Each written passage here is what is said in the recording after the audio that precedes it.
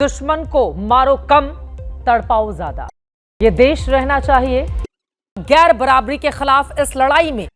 नमस्कार, मैं हूं चित्रा त्रिपाठी और अब वक्त हो चला है जनहित का। ओरिएंट बेल टाइल्स स्टूडियो से आप देख रहे हैं एबीपी न्यूज। नमस्कार, मैं हूं चित्रा त्रिपाठी और आप देखना शुरू कर चुके हैं जनहित। पिछले कुछ दिनों से देश में वोट चोरी को लेकर सियासी हंगामा मचा हुआ है। इस हंगामे के बीच आज दो खबरें दो राज्यों से सामने आई हैं और दोनों खबरें बेहद हैरान करने वाली हैं। दो तस्वीरें आपके सामने रखेंगे जिनमें सियासत और सिस्टम का वो स्याह चेहरा है जो समाज को कलंकित करता है। कर्नाटक का एक विधायक अवैध तरीके से सट्टेबाजी और जुए का कारोबार चला रहा था। करोड़ों की काली कमाई के साथ उसे पकड़ा गया है। सत्ता और व्यवस्था की आड़ में आपके चुने जनप्रतिनिधि क्या कर रहे हैं, यह तस्वीर उसका उदाहरण भर है। अब दूसरी तस्वीर पर गौर से नजर डालिए। यह बिहार से आई है। एक सरकारी अधिकारी जो पेशे से इंजीनियर है, उसने काली कमाई का साम्राज्य खड़ा कर लिया। इसकी कहानी आप सुनेंगे तो सन्न रह जाएंगे। ये दोनों तस्वीरें व्यवस्था के नाम पर कलंक हैं। शुरुआत बिहार से करेंगे जहां माहौल चुनावी है, लेकिन उस माहौल के बीच कैश कांड की ये तस्वीरें सिस्टम को शर्मसार करने वाली हैं। जिन पैसों से आपका और समाज का भला होना था, उन पैसों को बाथरूम के पाइप से बहाया जा रहा था, आग लगाकर जलाया जा रहा था। 8 साल पहले एक फिल्म आई थी, नाम था रेड। फिल्म की कहानी में एक नेता के घर छापेमारी होती है। पूरा घर छान लिया जाता है लेकिन पैसे नहीं मिलते, और फिर जब पैसे मिलने शुरू होते हैं तो ऐसी ऐसी जगहों से मिलते हैं जिसकी कल्पना तक नहीं की जा सकती। आपने देखी होगी, अजय देवगन उसके मुख्य किरदार में थे। रियल लाइफ की कुछ ऐसी ही कहानी रियल लाइफ में भी रिपीट हुई है। फर्क इतना है कि फिल्म में यूपी का नेता किरदार है, जबकि हकीकत की स्टोरी बिहार का सरकारी इंजीनियर है। इस इंजीनियर का नाम, पता, पूरी कुंडली आपको बताने वाले हैं। क्या हुआ है, आगे क्या होने वाला है, यह खबर भी आपके सामने रखने वाले हैं। इसकी तह तक जाएंगे, उसके पहले ये जानिए कि इसने पैसे घर में कहां कहां छिपा कर रखे हुए थे, जिसकी वजह से आज प्राइम टाइम में हम इस खबर से बुलेटिन को लीड कर रहे हैं। छत पर रखी गई पानी की टंकी में लाखों रुपए, किचन की चिमनी वाली पाइप में लाखों के बंडल, बेड के गद्दे के भीतर हजारों के नोट जला भी दिए गए और उसे टॉयलेट में बहाने की कोशिश की गई जब यह खबर मिली कि रेड पड़ने वाली है। आप समझिए कि कितना शातिर है ये इंजीनियर कि इसने काली कमाई के रुपए कहां कहां छिपा कर रखे हुए थे, घर के अलग अलग जगहों पर, ताकि कोई आए तो उसको पता नहीं चले कि इसके पास कितने ज्यादा अकूत संपत्ति है। लेकिन कहते हैं ना कि कानून के हाथ बड़े लंबे होते हैं, और उन लंबे हाथों ने खोज खोज कर नोटों के बंडल निकाले और फिर इस इंजीनियर की काली कमाई की पूरी कुंडली खोलकर रख दी। आप सोचिए, जो बिहार कई मायनों में पिछड़ा माना जाता है, जिस बिहार से हर रोज हजारों लोग पैसे दो पैसों की चाहत में दिल्ली, मुंबई, अलग अलग जगहों पर पलायन करते हैं, उस बिहार में एक सरकारी इंजीनियर के घर से पैसे टॉयलेट की पाइप से बरामद किए जा रहे हैं। और दुर्भाग्य देखिए, जिस पैसे के लिए इस इंजीनियर ने अपना ईमान बेचा, अपनी जमीन बेची, उसने इन्हीं पैसों को जला दिया। ये 500 रुपए के जले हुए नोट इसी के घर से मिले हैं, और इन नोटों को जलाने के बाद इसने टॉयलेट में बहाने की कोशिश की थी, लेकिन पाइप में फंसने की वजह से जाम हो गया और फिर इसकी पोल खुल गई। जले हुए नोट 12,50,000 रुपए के बताए जा रहे हैं। कि भूतनाथ रोड स्थित इसी आवास पे जो है वो रेड हुई है। कैमरा पर्सन निरंजन आपको जो है वो तस्वीरें दिखा रहे हैं। 4 मंजिला आलीशान इस घर में हुई कार्रवाई से भ्रष्टाचार की गहराई एक बार फिर उजागर हो गई है। रेड से हड़कंप मच गया है। छापेमारी में लगभग 40 लाख रुपए नगद, 20 लाख रुपए के जले हुए नोट, 26 लाख रुपए के गहने बरामद किए गए हैं। इनोवा क्रिस्टा गाड़ी को भी जब्त किया गया है। करोड़ों रुपए की जमीन के दस्तावेज और 12 से अधिक बैंक खातों का भी पता चला है। सबसे बड़ी बात यह है कि छापेमारी के दौरान भारी मात्रा में जले हुए करेंसी नोटों को घर के टॉयलेट के पाइप से बरामद किया गया है। जिन जिन जगहों पर इस इंजीनियर ने नोटों के बंडल छिपाए थे, उस जगह की कुछ तस्वीरें हमें मिली हैं। इंजीनियर के कमरे के बेड पर लाखों के नोट रखे हुए इस वीडियो में आप देख सकते हैं। घर में जब आर्थिक अपराध शाखा की टीम कल सुबह दाखिल हुई तो जलने की बदबू आई। सख्ती से पूछताछ में इंजीनियर की पत्नी ने नोटों को जलाए जाने और टॉयलेट में बहाए जाने की जानकारी दी। इसके बाद ईओयू की टीम ने नगर निगम के कर्मचारी बुलवाए और सफाई के बाद नोट बरामद किए गए। इंजीनियर के घर से सिर्फ कैश नहीं मिले हैं, बल्कि गहने और बेशकीमती घड़ियां भी बरामद की गई हैं। काली कमाई के कुबेर इस इंजीनियर का नाम विनोद कुमार राय है, जो कि सीतामढ़ी में ग्रामीण कार्य विभाग में पोस्टेड है। विनोद के पास सीतामढ़ी के अलावा मधुबनी जिले का प्रभार भी है। पटना के भूतनाथ रोड पर इसका आलीशान 4 फ्लैट वाला मकान है। लाखों के आकलन किए जा रहे हैं। जी कितना नोट मिला है सर? 40 लाख के लगभग है सर। आज क्या क्या मिला है? जेवर मिला है और कीमती घड़ियां मिली है। 39 लाख से ज्यादा कैश जो सही सलामत थे और करीब 12.5 लाख के जले हुए नोट। एबीपी न्यूज को जो जानकारी मिली है उसके मुताबिक ईओयू की टीम ने जो बरामदगी की है वो रकम कुल 52 लाख रुपए की है। ज्यादातर गड्डियां 500 रुपए की हैं। कुल 52 लाख कैश के अलावा 26 लाख के गहने भी इसके घर से बरामद किए गए। विनोद राय महंगी विदेशी कंपनियों की घड़ियों का भी शौकीन था। घर से 10 घड़ियां बरामद की गई हैं और ये पूरा मामला आय से अधिक संपत्ति का है। इंजीनियर ने ग्रामीण कार्य विभाग में तैनात रहते हुए अवैध तरीके से संपत्ति का जखीरा जमा किया, करोड़ों की चल अचल संपत्ति जमा कर ली। आर्थिक अपराध शाखा ने जो अनुमान लगाया है उसके मुताबिक ये सरकारी इंजीनियर 20 करोड़ की चल अचल संपत्ति का मालिक बन चुका है। 52 लाख कैश, 26 लाख के गहने, 78 लाख तो यही जोड़कर हो गए। कई शहरों में जमीन का भी पता चला है, उसके बारे में जानकारी और जांच एजेंसियां जुटा रही हैं। कहा जा रहा है इंजीनियर गुरुवार की सुबह मधुबनी से पटना के लिए 4 करोड़ रुपए लेकर चला था। रात को घर पहुंचा। आर्थिक अपराध शाखा को इन्फॉर्मर से टिप मिल चुकी थी और वो पटना में इंजीनियर को घेरने का जाल बिछा रही थी। अब सवाल यह है कि जब 4 करोड़ लेकर चला था तो बाकी पैसे कहां चले गए? फिलहाल इसकी जांच हो रही है। पॉलिटिकल कनेक्शन की भी पड़ताल हो रही है। इंजीनियर के खिलाफ सबूत मिटाने, नोट जलाने, सरकारी काम में बाधा डालने, आय से अधिक संपत्ति रखने, साजिश रचने का केस दर्ज किया गया है। आपके मन में सवाल होगा कि आखिर एक सरकारी इंजीनियर ने इतनी अकूत संपत्ति कहां से जमा कर ली? तो कहानी यह है कि जिस ग्रामीण कार्य विभाग में विनोद तैनात है उसका काम जिले की ग्रामीण सड़कों का निर्माण कराना, रख रखाव कराना होता है।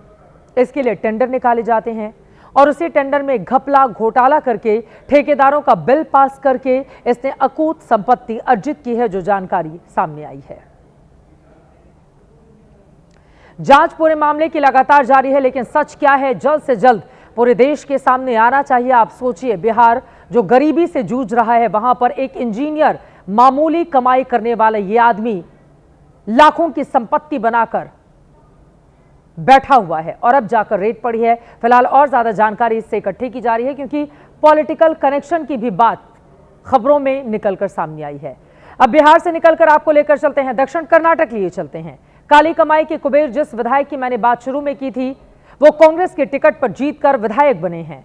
सट्टेबाजी का इतना बड़ा रैकेट है कि सुनकर सोचकर आप हैरान रह जाएंगे। गोवा से लेकर दुबई तक इस विधायक ने जुए का जाल बिछा रखा है। ईडी ने उसे आज उसी जाल को काट दिया। सट्टेबाजी के गैर कानूनी रैकेट का भंडाफोड़ कर दिया। तस्वीर नंबर 1, 12 करोड़ कैश। तस्वीर नंबर 2, 1 करोड़ की विदेशी करेंसी। तस्वीर नंबर 3, 6 करोड़ के सोने के गहने।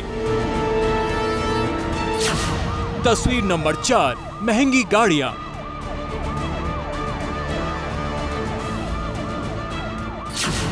तस्वीर नंबर 5, 17 बैंक खाते। इन 5 तस्वीरों के पीछे किरदार एक ही है और ये कहानी है करोड़ों में खेलने वाले कर्नाटक के कांग्रेसी विधायक केसी वीरेंद्र की। ईडी ने बीते 30 घंटों में देश भर में एक साथ कई जगहों पर बड़ी कार्रवाई की। ये कार्रवाई अवैध ऑनलाइन और ऑफलाइन सट्टेबाजी रैकेट से जुड़े मामलों में की गई और इसी सिलसिले में पकड़े गए हैं कांग्रेस के विधायक केसी वीरेंद्र, जिन्हें सिक्किम के गैंगटोक से गिरफ्तार किया गया है। 50 साल के केसी वीरेंद्र चित्रदुर्ग से विधायक हैं।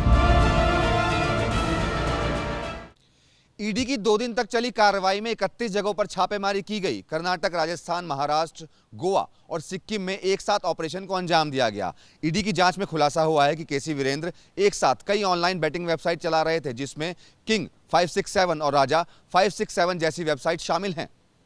बताया जा रहा है कि विधायक के भाई और परिवार के दूसरे सदस्य इसी पूरे सट्टेबाजी के रैकेट को ऑपरेट करते थे। गोवा में इनके 5 बड़े कसिनो हैं। दुबई की कंपनियों के जरिए कॉल सेंटर और गेमिंग बिजनेस चलाया जा रहा था। बताया जा रहा है कि विधायक सिक्किम में कसिनो खेलने की मंशा से जमीन लीज पर लेने पहुंचे थे और वहीं उन्हें पकड़ लिया गया। खबरों में आगे बढ़ेंगे। चुनाव में नेता को क्या चाहिए होता है? आप कहेंगे वोट, लेकिन बिहार में नीतीश के चौधरी जी को वोट नहीं चाहिए। हुआ दरअसल यह है कि एक सरकारी कार्यक्रम में सांसद बेटी के खिलाफ लगा नारा तो मंत्री पापा का चढ़ गया पारा। हम बात कर रहे हैं अशोक चौधरी की, जिनकी फोटो आप देख रहे हैं। भरे मंच से उन्होंने सड़क की मांग कर रहे लोगों से कह दिया कि उन्हें उनका वोट नहीं चाहिए। अब इस बयान ने बिहार में विपक्ष को मुद्दा थमा दिया है। सत्ता का अहंकार कहकर विरोधी निशाना साध रहे हैं। मंत्री के गुस्से और पब्लिक के डिमांड में फंसी बिहार की सड़क पॉलिटिक्स की ये एक्सक्लूसिव रिपोर्ट देखिए।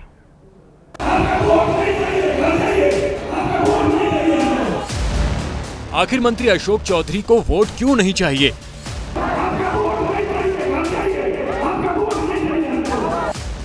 जेडीयू के बड़े नेता मंच से क्यों कह रहे हैं कि वोट नहीं दीजिएगा?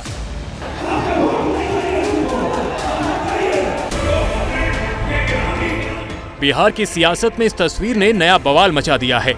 सामने खड़ी पब्लिक से जेडीयू के बड़े नेता गुस्से में कह रहे हैं कि वोट नहीं चाहिए आपका।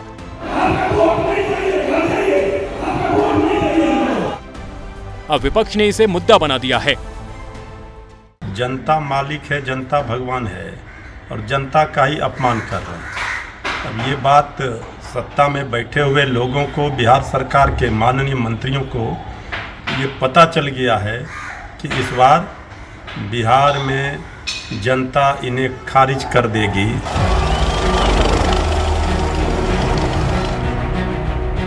तस्वीरें बिहार के दरभंगा जिले की हैं। अशोक चौधरी सरकारी कार्यक्रम में पहुंचे थे। मंच पर उनकी सांसद बेटी शांभवी भी मौजूद थी। जब शांभवी भाषण देने के लिए खड़ी हुई तो भीड़ में बैठे कुछ लोग खड़े हुए, पोस्टर बैनर लहराते हुए नारेबाजी करने लगे।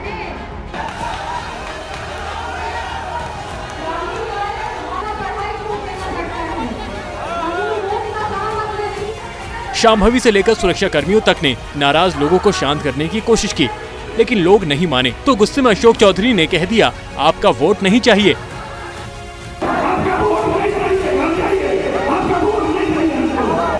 इलाके के कुछ लोग सत्ती घाट से राजघाट वाली सड़क के निर्माण का वादा पूरा करने की मांग कर रहे थे। इनका कहना था कि चुनाव में वादा किया था जो अब तक पूरा नहीं हुआ है। लोग इसी को लेकर नारेबाजी करते हुए सभा में हंगामा करने लगे थे।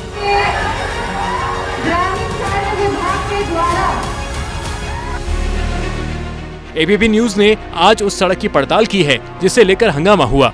इस सड़क की हालत देख लीजिए और खुद तय कीजिए कि अगर यहाँ के लोगों ने स्थानीय सांसद और विभागीय मंत्रियों के सामने अपनी मांग रखी तो गलत किया या सही। वैसे दर्शकों को बता दें कि खुद इस रोड के निर्माण का शिलान्यास 2021 में सीएम नीतीश कुमार ने किया था। अगले साल कमला नदी पर बना एक पुल था जो कि जर्जर होने की वजह से टूट गया। ये उसी वक्त की तस्वीरें हैं। ऐसे में सैकड़ों लोग आवाजाही की समस्या से जूझ रहे हैं।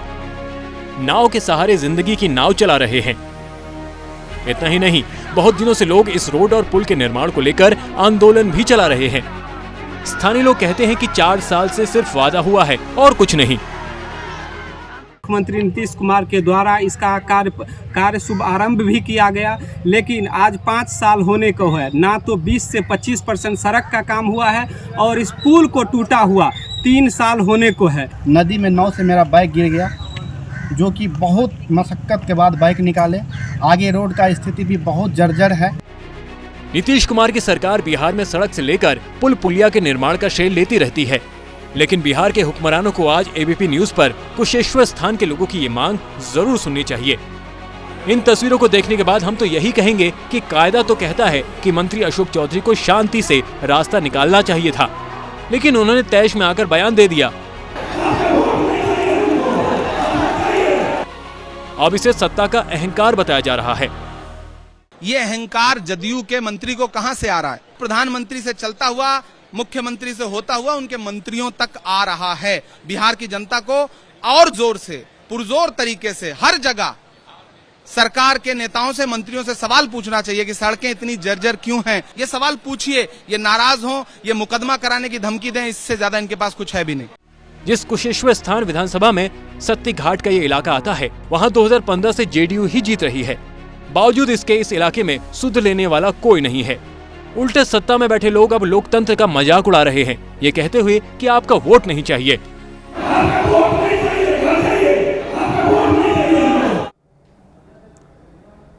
आगे बढ़ते हुए जनहित में अब वो खबर जिसे देखने से ज्यादा समझना बेहद जरूरी है। आपके टेलीविजन पर एक और देश के मुख्य चुनाव आयुक्त ज्ञानेश कुमार की तस्वीर है और दूसरी ओर उनकी दो बेटियां मेधा रूपम और अभिश्री की तस्वीरें हैं।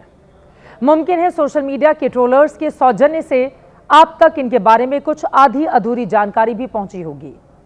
मेरे पीछे कुछ सोशल मीडिया पोस्ट या यूं कहें कि वो फिक्रे भी आप देख सकते हैं जिनके जरिए सीईसी और उनके परिवार को निशाना बनाया जा रहा है। सवाल यह है कि ऐसा कौन कर रहा है, क्यों किया जा रहा है, ये लोग कहां से आए हैं। आपको सब कुछ बताएंगे, लेकिन अभी आप जानिए कि इन बेटियों की कामयाबी पर पिता को गर्व होगा और इस वक्त जिस ओहदे पर ज्ञानेश कुमार हैं उस पर उनकी बेटियों को भी यकीनन बेहद नाज होगा। लेकिन अफसोसनाक है कि सोशल मीडिया की ट्रोल सोसाइटी को देश के मुख्य चुनाव आयुक्त और उनकी बेटियों की कामयाबी नागवार गुजर रही है। इसकी सबसे बड़ी मिसाल आपके सामने रखती हूं। आपके सामने नोएडा की डीएम मेधा रूपम के एक्स अकाउंट की तस्वीर है जो अब मौजूद नहीं है। यह पूरी तरह से ब्लैंक यानी खाली है। आप एक्स पर @मेधा रूपम हैंडल सर्च करेंगे तो आपके सामने इंग्लिश में लिखा हुआ आएगा this account does not exist, यानी ये खाता मौजूद नहीं है। आपको मालूम है ऐसा क्यों हुआ? तो नोएडा की कलेक्टर ने ऐसा ट्रोलर्स की हरकतों से तंग आकर किया है। कैसे देश के चीफ इलेक्शन कमिश्नर और उनके अफसर बेटियों को ट्रोल किया जा रहा है, उसकी कुछ मिसालें आपको दिखाएंगे।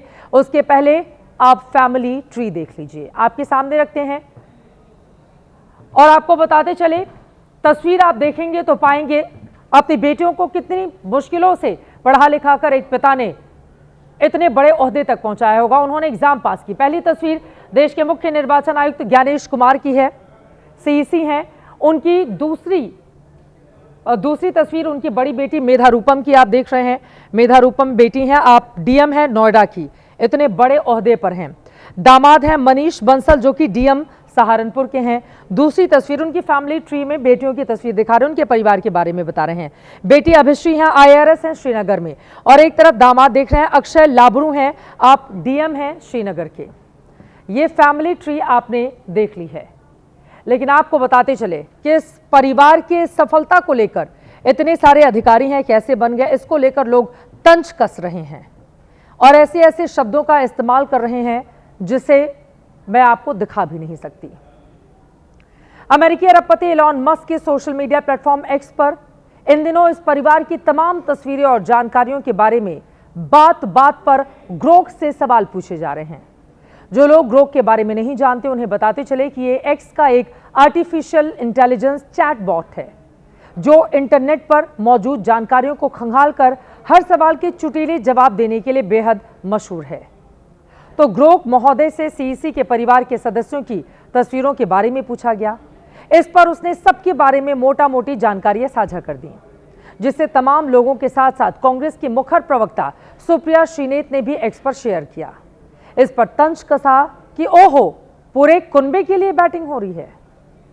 समाजवादी पार्टी के नेता आईपी सिंह ने नोएडा की डीएम के एक्स अकाउंट डीएक्टिवेट करने से जुड़ी खबर की कतरन साझा करते हुए लिखा, मुख्य चुनाव आयुक्त गुप्ता जी की बेटी को सबसे कमाऊ जिले नोएडा का डीएम बनाया गया है।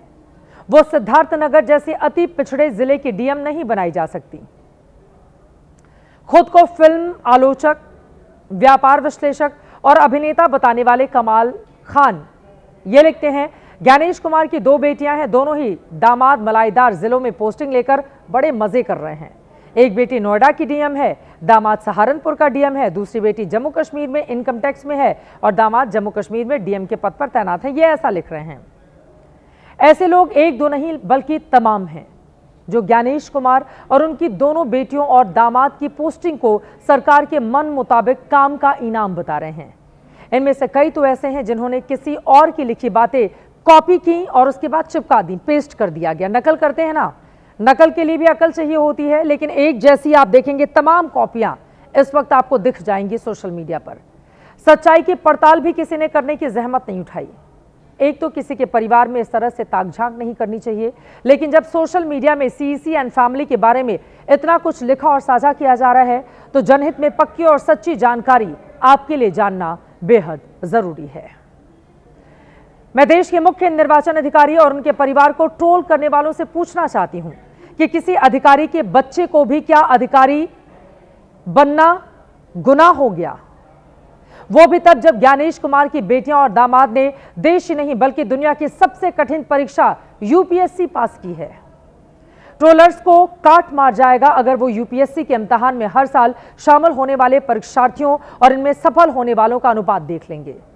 2022 में 11,35,697 स्टूडेंट्स ने यूपीएससी की सिविल सेवा परीक्षा के लिए अप्लाई किया। इनमें से 5,73,735 ने प्रीलिम्स परीक्षा दी, 13,090 ने मेंस के लिए क्वालिफाई किया, फिर 2,529 इंटरव्यू के लिए चुने गए और अंत में सिर्फ 933 ही आईएफएस, आईएएस, आईपीएस, आईआरएस और बाकी सेवाओं के लिए अंतिम रूप से सफल हो पाए। इस तरह से प्रीलिम्स एग्जाम देने वालों में महज 0.16% ही यूपीएससी की परीक्षा पास कर सके और इसी कठिन परीक्षा से गुजरकर खुद ज्ञानेश कुमार, उनकी बेटियां और दामाद आईएएस और आईआरएस बने। लेकिन बिहार में जारी चुनाव आयोग के स्पेशल इंटेंसिव रिवीजन और चुनावों में कथित वोट चोरी के आरोपों को लेकर विपक्ष और पूरा का पूरा विपक्षी इकोसिस्टम इस परिवार के पीछे हाथ धोकर पड़ गया है। अरे भाई, अगर मेधा रूपम आईएएस हैं तो इसके पहले कासगंज की डीएम थी, आज नोएडा नहीं तो यूपी के किसी और जिले की डीएम रहती। अभी तो नोएडा की हैं, कहीं और की भी हो सकती थी। यही बात उनकी बहन, पति और बहनोई पर भी लागू होती है।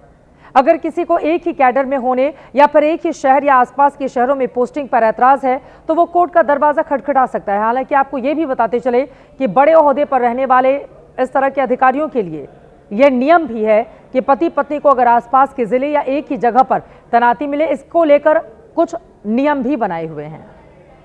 यूपीएससी अधिकारियों के कैडर आवंटन, उनकी पोस्टिंग के नियम कायदे अगर आप पढ़ेंगे तो इस तरह से ट्रोल करना कहीं से भी जायज नहीं होगा।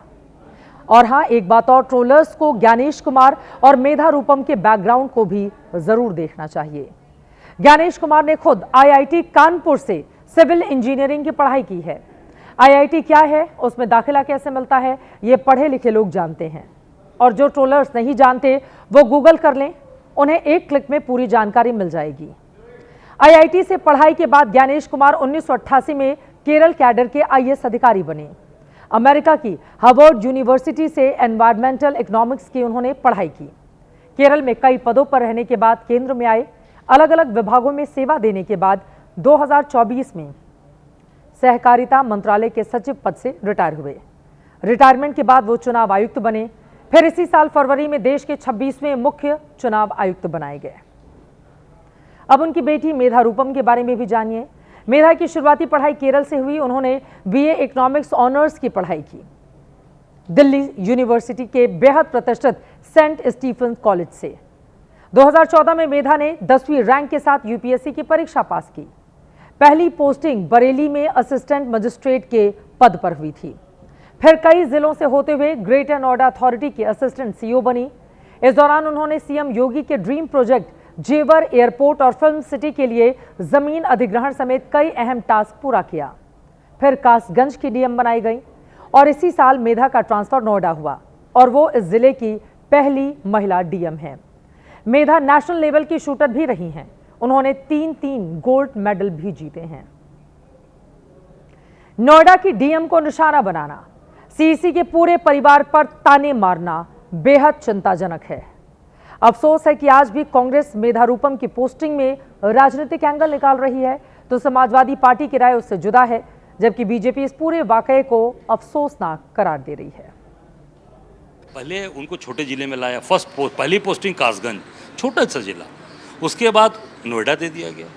अब वो इसलिए कि चुनाव आयुक्त की बेटी हैं, समाज देख रहा है कि लोगों को किनारे करके केवल इसलिए कि चुनाव आयुक्त तो खुश रहेंगे और उस वोट चोरी में हमारे भागीदार होंगे, इस नाते उनके परिवार को महिमा मंडित किया जाए। चुनाव आयुक्त ज्ञानेश कुमार से, उनके कार्यशैली से, उनके नेतृत्व में जो आयोग ने काम किया है, उससे हमारे गहरा असंतोष है। हमें बहुत शिकायतें हैं। हम इस प्रक्रिया को लोकतंत्र के लिए खतरा मानते हैं, लेकिन उनकी बेटी को ट्रोल किए जाने के पक्ष में हम लोग नहीं हैं। पिता के कार्य और की आलोचना पिता की होनी चाहिए, बेटी की आलोचना बेटी के कार्य के लिए होनी चाहिए। ये जो इंडी गठबंधन के लोग हैं, ये संवैधानिक संस्थाओं पर इसी प्रकार लगातार आरोप प्रत्यारोप लगाते हैं। जब चुनाव जीतते हैं, जब इन्हें सफलता मिलती है तो खुश हो जाते हैं और कहते हैं कि निर्वाचन आयोग अच्छा काम कर रहा है, और जब चुनाव हारते हैं तो खींच अपनी संवैधानिक संस्थाओं पर, निर्वाचन आयोग पर और ईवीएम पर उतारते हैं। पूर्वांचल में एक शब्द का अक्सर प्रयोग किया जाता है, खलीहर। जिनके पास कोई काम नहीं होता है वो यही काम करते हैं। दूसरों के घरों में ताक झांक करेंगे, कोई आगे बढ़ रहा है तो उसकी आलोचना करेंगे, बैठे बैठे कुढ़ेंगे, जलेंगे कि भाई ये इतने आगे कैसे बढ़ गए। सफलता पाने के लिए मेहनत करनी पड़ती है। ट्रोल करने से आप उनके बराबर नहीं खड़े हो सकते। उनकी बराबरी करने के लिए आपको भी उनके जितना मेहनत करना होगा। और ज्ञानेश कुमार क्या कर रहे हैं, इससे उनके बेटा बेटी दामाद का कोई लेना देना नहीं है, ये बात भी आपको समझना होगा। खबरों में आगे बढ़ते हैं। प्रधानमंत्री नरेंद्र मोदी ने बिहार दौरे के दौरान मखाना को सुपर फूड बताया तो इसकी डिमांड मार्केट में हाई हो गई। केंद्र सरकार ने मखाना किसानों के लिए कई कल्याणकारी स्कीम की घोषणा की। मखाना बोर्ड के जरिए राष्ट्रीय अंतर्राष्ट्रीय पहचान दिलाने की दिशा में काम किया गया। अब आज राहुल गांधी जब मखाना वाले इलाके में गए तो वो खुद को खेत में उतरने से रोक नहीं पाए। वोटर अधिकार यात्रा आज भागलपुर से निकलकर सीमांचल के कटिहार पहुंची। वैसे तो सीमांचल का इलाका मुस्लिम राजनीति के लिए ही चर्चा में आता है, लेकिन आज राहुल गांधी ने यहां मखाना की खेती को अपना लक्ष्य बनाया। राहुल गांधी कटिहार के कोढ़ा में खुद मखाना की खेती को समझने के लिए पानी में उतर गए। मखाना किसानों से बातचीत की, बारीकियां समझी। इसके बाद मखाना तैयार किए जाने का पूरा प्रोसेस भी समझा। इन दो तस्वीरों के जरिए आप आज की राहुल की यात्रा का फोकस देख सकते हैं। कच्चे मखाना के फल से खाने वाला मखाना तैयार होने की प्रक्रिया में राहुल ने खुद हाथ आजमाया। खुद वो साथी नेताओं के साथ मखाना फैक्ट्री पहुंचे। यहां मखाना मजदूरों के साथ उन्होंने बातचीत की, उनकी परेशानियां समझी। बाद में राहुल गांधी ने सोशल मीडिया पर पोस्ट किया और लिखा कि बिहार दुनिया का 90% मखाना उगाता है, मगर दिन रात धूप पानी में मेहनत करने वाले किसान मजदूर मुनाफे का 1% भी नहीं कमाते। आज इन किसानों से उनके खेतों में मिलकर उनकी आप बीती जानी। बड़े शहरों में 1000-2000 रुपए किलो बिकता है मखाना, मगर इन मेहनतकश पूरे उद्योग की नींव को नाम मात्र का दाम मिलता है। ये जो किसान है उनको कौन है? ये किसान मजदूर, अति पिछड़े, दलित, बहुजन। पूरी मेहनत इन 99% बहुजनों की और फायदा सिर्फ 1% बिचौलियों का।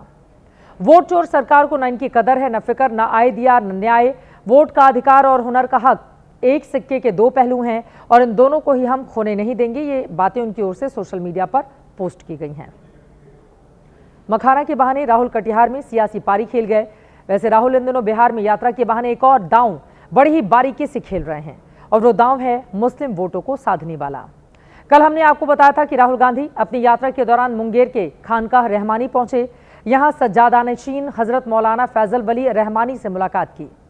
40 मिनट तक बातचीत हुई और आज राहुल गांधी की यात्रा उस सीमांचल में जा पहुंची जहां मुस्लिम आबादी बड़ी संख्या में है।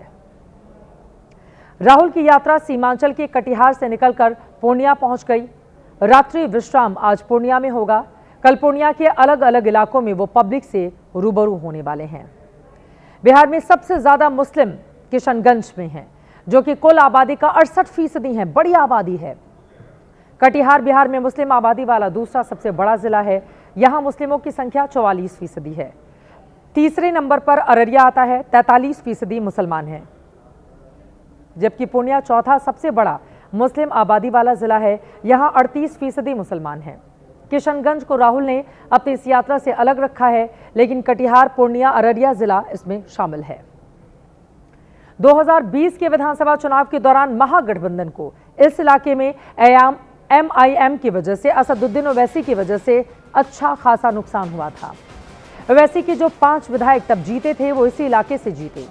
राहुल गांधी और तेजस्वी यादव आज जब इस इलाके में हैं तो कहीं ना कहीं उनके ज़हन में 2020 वाली टीस जरूर उठ रही होगी।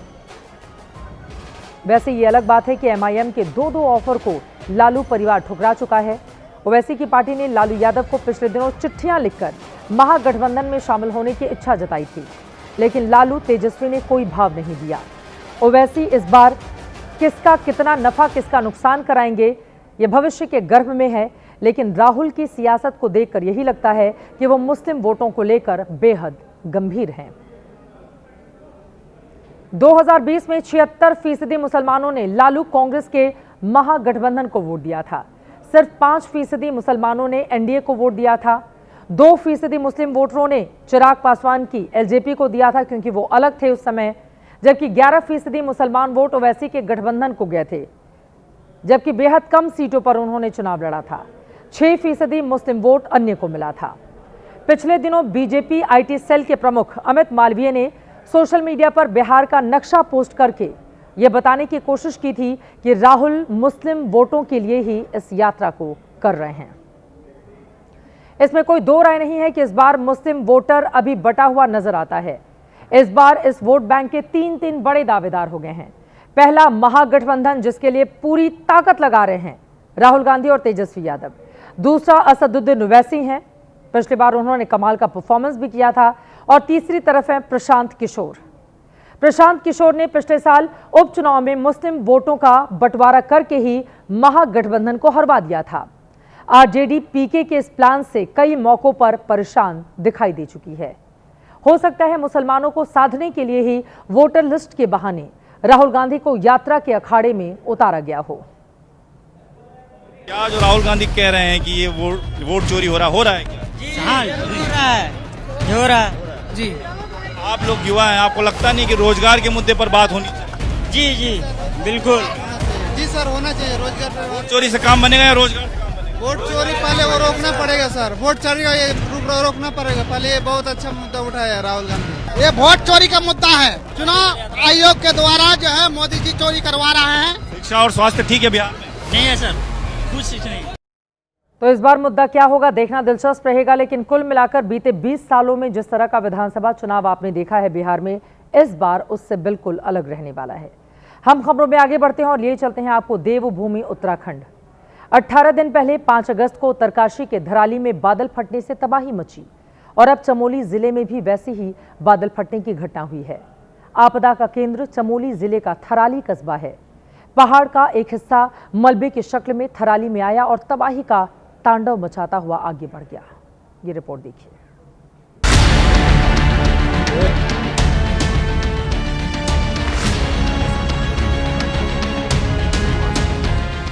यहाँ पे 2-3 दुकानें थी, ये गायब हैं।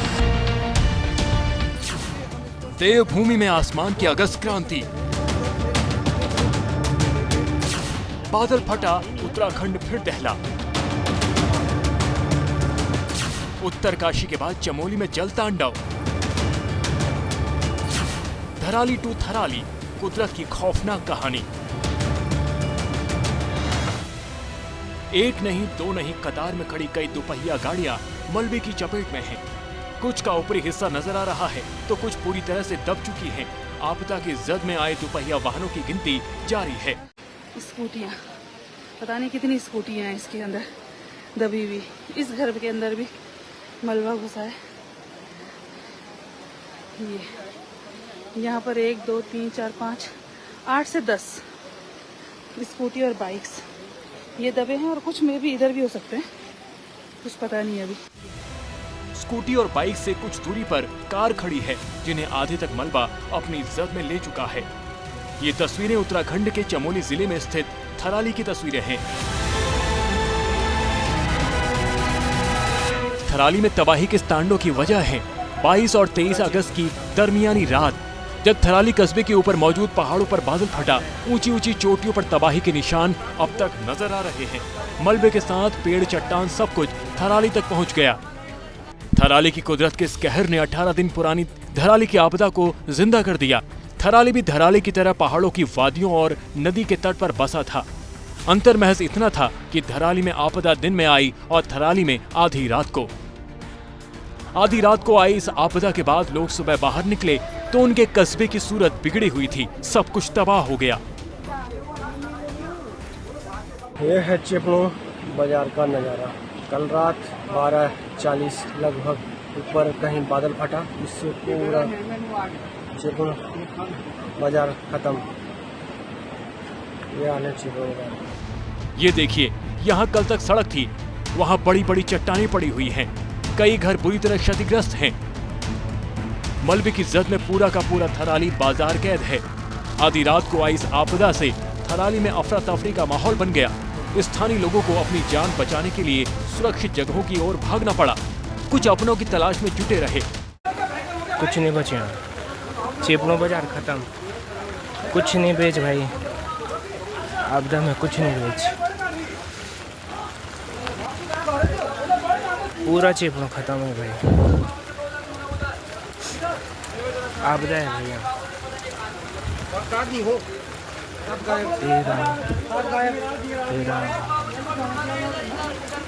बाबूजी गायब चला। मलबे में पड़े सिलेंडर और सामान गवाही दे रहे हैं कि मलबा यहाँ मौजूद होटलों और दुकानों को भी लील गया। होटल और दुकान ही नहीं, सड़कों पर भी बड़ी बड़ी चट्टानें खड़ी हैं। मुख्य मार्ग कट गया है। यहाँ से बाहर निकलना किसी भी बड़ी चुनौती से कम नहीं है, खासकर बच्चों और बुजुर्गों के लिए।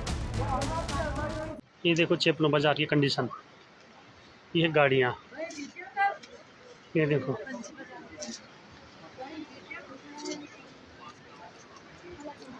ये देखो, ये है मेन रोड चिपलो देवाल। यहाँ जाने का रास्ता ही नहीं है, पैदल कहाँ से चले हम। देखिए किस तरह से लोग जान जोखिम में डालकर यहाँ से निकलने की कोशिश कर रहे हैं। थराली में कुदरत के कहर की चपेट में मंदिर और स्कूल भी आ चुके हैं। बेतालेश्वर महादेव मंदिर का बड़ा हिस्सा मलबे में दबा हुआ है। वहीं सरस्वती शिशु मंदिर परिसर में मलबे ने तबाही मचाई है। जिस एम्बुलेंस की सबसे ज्यादा जरूरत है वो खुद मलबे में समाधि ले चुकी है। थराली कस्बा पिंडर नदी के तट पर बसा हुआ है, जो मंदाकिनी नदी की सहायक नदी है। थराली से आए पानी और मलबे से पिंडर नदी भी उफान पर है।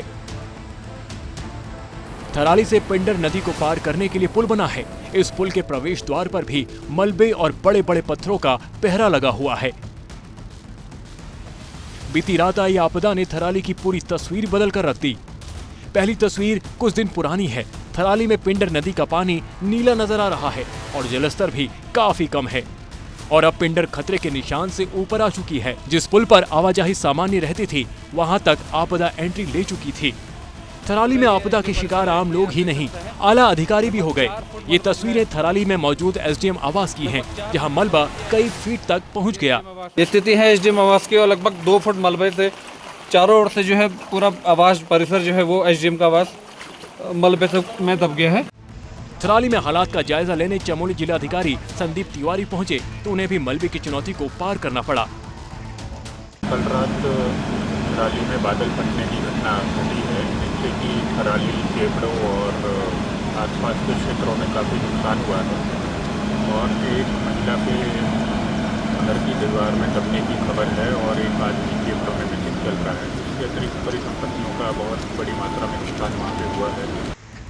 चमोली में राहत और बचाव के काम को रफ्तार देने के लिए एसडीआरएफ के साथ आईटीबीपी भी मैदान में उतर चुकी है।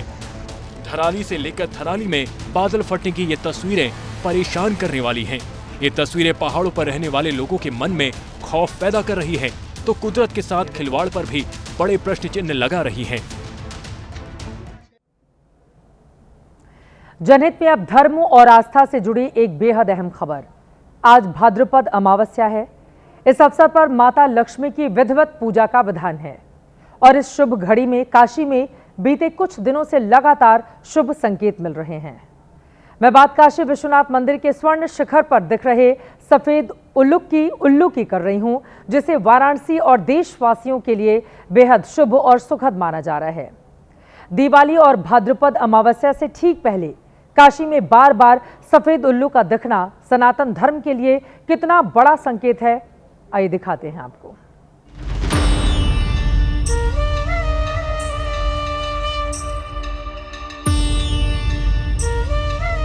भाद्रपद अमावस्या यानी भादो महीने की अमावस्या से ठीक पहले लगातार 5 दिन काशीवासी इस दुर्लभ दृश्य के गवाह बने।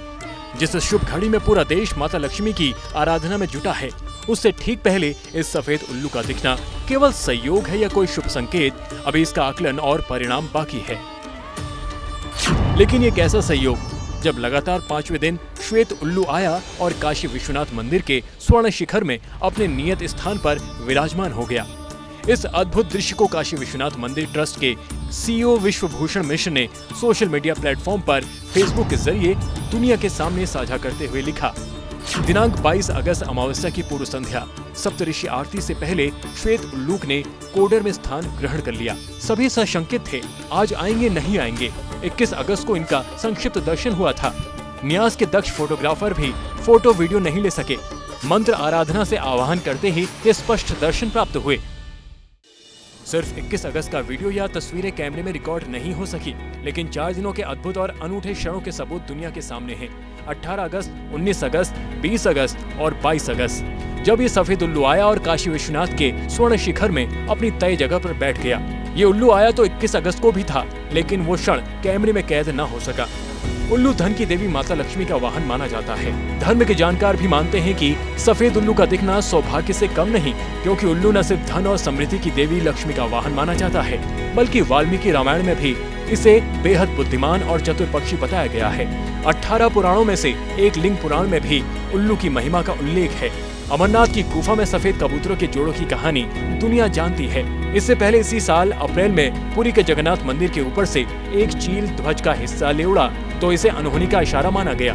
भगवान के भक्त चिंता में डूब गए। लेकिन अब इस अगस्त के महीने में बार बार काशी विश्वनाथ के स्वर्ण शिखर पर सफेद उल्लू का आना समृद्धि का संकेत माना जा रहा है। धर्म और कर्मकांड के मर्मज्ञ भी इस अविस्मरणीय नजारे को देख अचंभे में हैं, क्योंकि आमतौर पर दिवाली की रात उल्लू दर्शन को शुभ माना जाता है, लेकिन काशी में तो भादो के महीने में ही महादेव के स्वर्ण शिखर को सफेद उल्लू ने अपना बसेरा बना लिया है।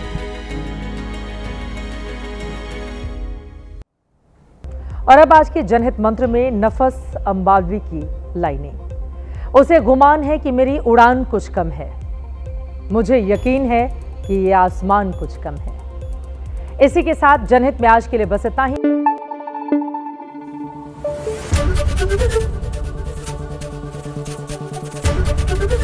एबीपी न्यूज आपको रखे आगे।